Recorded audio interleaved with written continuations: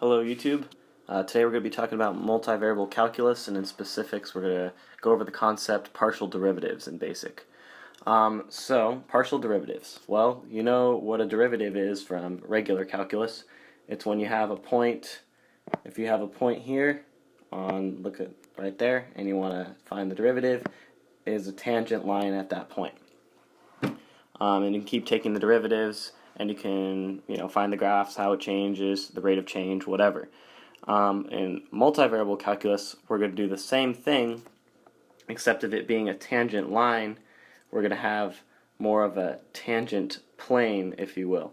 So if you're trying to find the point, the slope at that point, it's going to end up being more of a plane, like encompassing the slope at that point. So it'll look something like this, a tangent plane versus a tangent line. Okay, so before we go over what partial derivatives are and how to calculate them, let's just go over some regular derivatives in 2 dimensions. Okay, so first we have y equals sine x plus 3. Take the derivative of sine is cosine, and the derivative of a constant is 0. Simple enough. Next one. Y equals 3 sine x. The derivative of 3 sine x, remember, okay, something happened, I don't know. Remember, you keep the constant, and you have 3 cosine x. There you go. Alright, so that's simple differentiation. Now, believe it or not, the concepts of the constants going to 0 and the constant coming out front, depending if you're adding or if it's being multiplied, is definitely going to apply for when you do multivariable calc and taking the partial derivatives. So, this is a multivariable calculus kind of problem, and it's going to ask to take the partial derivative. And the notation for the partial derivative goes as follows. So it looks kind of weird. I still haven't mastered how the symbol looks like, but this says partial f over partial x. So partial f, partial x. Partial is kind of almost like a 2, but it's not. It's just almost like a backwards 6, I guess. It looks like a lowercase d with a little curve at the top, but you write it differently. Now, the easier way to write it, I usually write it like this for simplicity. It's just f and then sub x means the partial derivative of x. And same thing goes for the partial derivative of y. Since we have multiple variables, x and y, you have to take the partial derivative of each portion, right? Okay, so the same notation is very similar. You have the partial derivative of f, oops, already screwed up. It's partial derivative of f at y. That's a y, guys. Okay. And it can also be written as the partial derivative of y in this notation here. This is the most simple kind of notation, but you will also see it in both forms.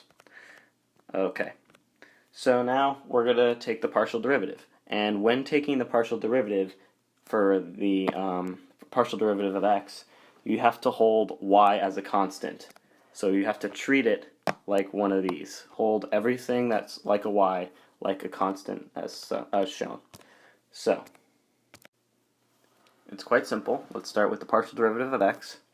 So the derivative of 6x is basic, 6x to the 5th. Now, remember, holding y as a constant, if y is a constant, what would be the derivative? So just pretend it's a number. So the derivative of a constant is 0, so you'd have plus 0. Okay? So then since we're taking the partial derivative with respect to x, then this would turn into 3x squared, right? Power rule. And if we're treating y as a constant, if you're multiplying x times a number, then that number stays, y to the 5th.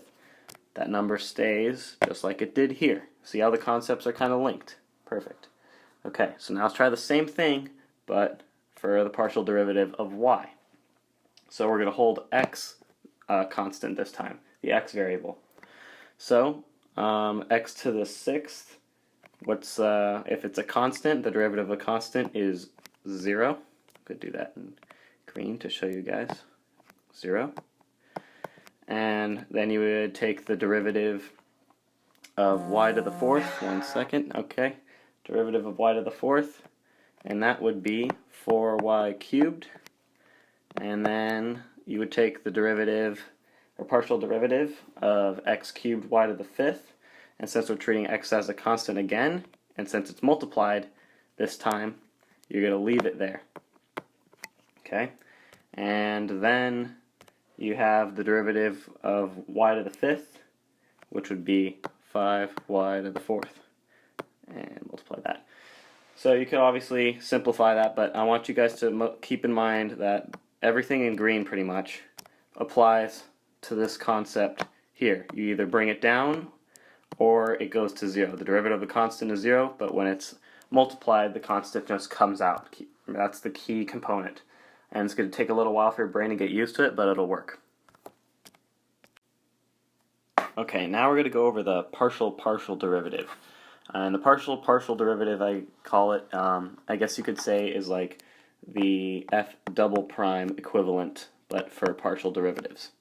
But first, real quick, you probably made the connection that df dx, or the regular derivative, is similar to the partial derivative of f of the partial derivative of x, which can also be written as f of x, which is similar to f prime of x.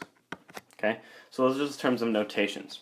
So the second derivative of f of x, how do you think it would be in terms? How would it be written in terms of partial derivatives?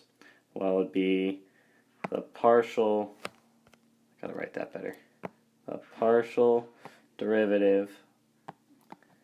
So it's the d squared one.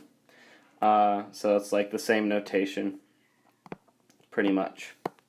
So this is just notation right now. Now the new part here, this is the same as saying the partial of x. Okay, so now you just add another x if you're taking the second derivative, or second partial derivative, which is similar to writing this. Okay, so this is a group, and this is a group. They mean the same thing. Okay, so keep that in mind, and we're going to work on taking the partial derivative of, or the second derivative of these two problems. So I'm going to write them out real quick.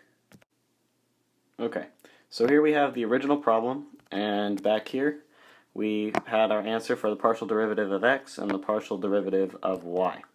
So I simplified it here, and so now we're just going to do the same thing and just take the derivative of the derivative, so the second derivative, and this is called, I call it the partial derivative. So so f of partial x would be, so remember to keep y constant. We would get 6 times 5 is 30. Oop, let me change the color. 6 times 5 is 30, and then you get x to the 4th. And then plus 3 times 2 is 6x. And since we are treating y as a constant, so if it was a number 3, then you would bring it down and leave it there, y to the 5th. Okay, so you would just leave it. Okay, now we're going to move on to the partial derivative of y. So, same thing. Now, just pay attention to the x constant and leave it here. So, just basic derivatives. 4 times 3 is 12. Y squared plus, okay, now remember to keep the x constant. So, so if we leave this constant, let's take the derivative of this first.